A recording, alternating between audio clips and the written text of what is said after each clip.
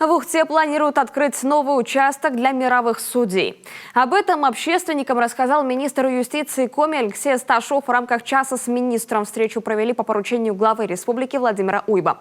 Во время беседы руководитель ведомства пояснил, что в Ухте нагрузка на судей одна из самых высоких в республике. Ежемесячно они рассматривают около 1000 дел.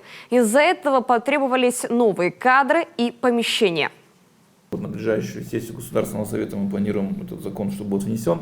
Это закон, который предусматривает увеличение количества должностей мировых судей в Ухте на 1 единицу за счет сокращения одной должности мирового судьи в Ударском районе, где у нас два мировых судьи, и где нагрузка стабильно снижается и в настоящее время является одной из самых низких.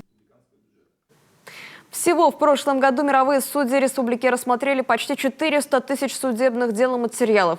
В среднем на одного судью приходится примерно 600 дел. По итогам прошлого года этот показатель стал 6-м по России.